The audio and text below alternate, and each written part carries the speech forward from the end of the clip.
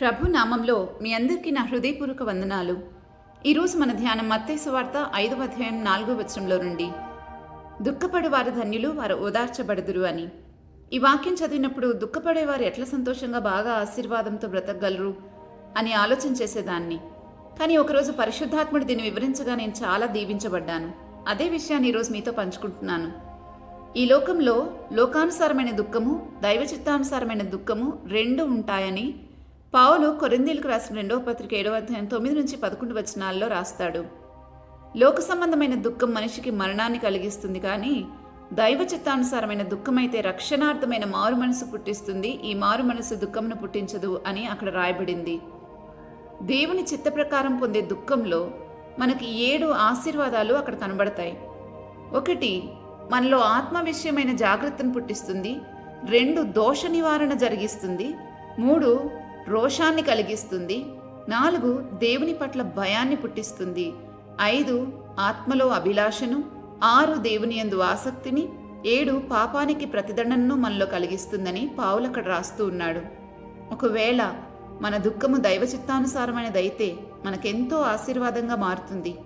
మన కన్నీరంతా కూడా ప్రతిదీ దేవుని కవులలో దాచబడి ఉంటుందని కీర్తనల పుస్తకంలో మనం చదువుతాం. మన దుఃఖము మనలో ఏం కలిగిస్తుంది అనేది అర్థం చేసుకుంటే మనది దైవ చిత్తానుసారమైన దుఃఖమా లేక లోక సంబంధమైన దుఃఖమా తెలిసిపోతుంది. చాలాసార్లు మన దుఃఖము మన ఈగో హర్ట్ అయినందుకే కలుగుతుంది. మన శరీరాశలు తీర్చుకోవడానికి కలిగే దుఃఖం మనల్ని ఇంకా శరీరాశల్లో కూరుకుపోయేలాగా చేస్తుంది. కానీ దేవుని వాక్యం చదివినప్పుడు నేను అలా లేని అని ఆలోచించుకొని అలా ఉండడానికి పడే దుఃఖం ఉంటుందే, అది మన ప్రభువుని మెప్పించడానికి, మనలో మార్పులు తీసుకురావడానికి ఎంతో సహాయపడుతుంది. ఇంకా క్రీస్తుకు అనుకూలమైన పనిని మనలో జరిగిస్తుంది. ఇంకా చూస్తే యోహాను సువార్తలో ప్రభు అంటారు 16వ అధ్యాయం 20వ వచనంలో, మీరు ఏడ్చి ప్రలాపింతురు గాని లోకం సంతోషించును, మీరు దుఃఖింతురు కానీ మీ దుఃఖం సంతోషమగునని మీతో నిశ్చయముగా చెప్పుచున్నాను అని. 22వ వచనంలో కూడా ఆయన అన్నారు, మీ సంతోషం ఎవ్వరు మీ దగ్గర నుండి తీసివేయడు అని. నిజమే, దేవుడిచ్చే సంతోషం అయితే దాన్ని మన దగ్గర నుంచి ఎవ్వరు తీసివేయలేరు. మన ప్రభువు ఎప్పుడు తన సంతోషం మనలో ఉండాలని కోరుకుంటారు. అప్పుడు మన సంతోషం పరిపూర్ణమవుతుందని ఆయన అంటున్నారు. అలా ఎప్పుడైతే దేవుని సంతోషం మనలోనికి వస్తుందో అప్పుడు మన సంతోషం పరిపూర్ణమవుతుంది. ఈ విషయాన్ని యోహాను సువార్త 15వ అధ్యాయం 11వ వచనంలో చదువుతాం. అయితే ఆయన సంతోషం మన యందు ఉండాలి అని అంటే మనలో దైవ చిత్తానుసారమైన దుఃఖం కలుగజేసే మార్పు జరిగి మనం ఫలించినప్పుడు మాత్రమే ఆయన సంతోషం మనలో ఉంటుంది. ఇక్కడ 2 విషయాలు గమనించాలి. 1, ఆయన సంతోషం మనలో లేకపోతే మన సంతోషం ఎప్పటికీ పరిపూర్ణం కాదు. 2, మనలో పరిపూర్ణమైన సంతోషంతో మనం బ్రతకకపోతే మన జీవితాలకు సంతృప్తి ఉండదు. ఎప్పుడు ఎలా ఉంటాయంటే మన జీవితాలు ఎంత తిన్నా ఆకలి తీరదన్నట్లుగా ఆ పరిపూర్ణమైన సంతోషం లేకపోవడంతో చాలా వెలితిగా అనిపించి ఆ వెలితిని దేనితో నింపాలో తెలియక అన్నింటినీ వెతుకుతూ ఉంటాం.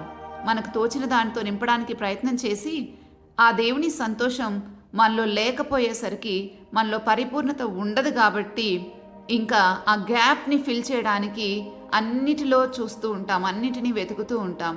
ఎన్నిటితో ఫిల్ చేసుకున్నా అది విఫలమై మరలా తిరిగి లోకానుసారమైన దుఃఖంలో మునిగిపోతాం. చాలా ఫ్రస్ట్రేషన్తో బ్రతుకుతాం.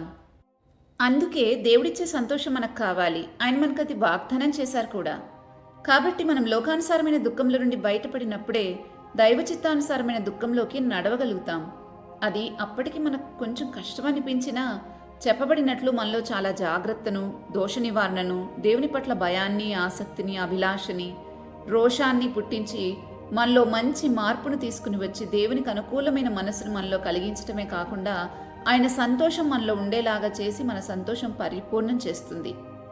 అలా ఎవరి సంతోషమైతే పరిపూర్ణమవుతుందో వారు చాలా తృప్తిగా జీవిస్తారు. అందుకే ఇలాంటి వారి దగ్గర ఏం లేకపోయినా వారు చాలా సంతృప్తిగా ఉంటారు. వారికి అన్నీ ప్రభువే. అలాంటి వారు ఒంటరిగా ఉన్న వారి చుట్టూ పరలోక సైన్యం ఆవరించున్నట్లుగా ఉంటారు. కాబట్టి ఒంటరిగా ఉన్న అనుభవమే వారికి ఉండదు.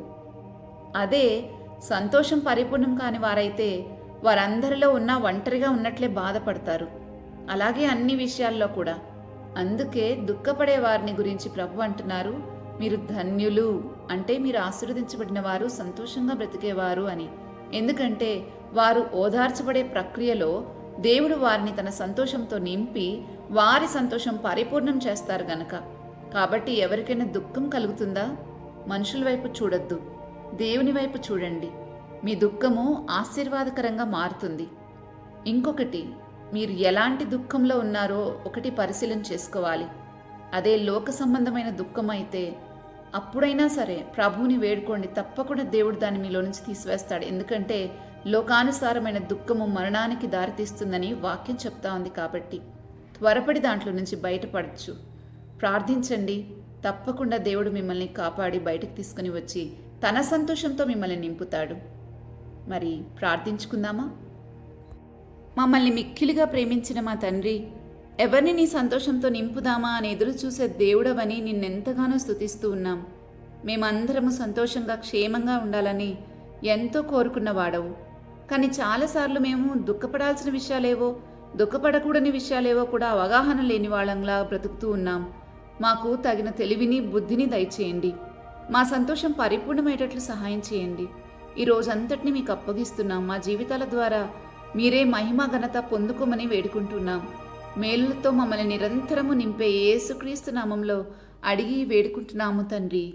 ఆమెన్. రేపటి ధ్యానంలో మరలా తిరిగి కలుద్దాం. అంతవరకు దేవుని కృప మనందరికీ తోడైండును గాక. ఆమెన్.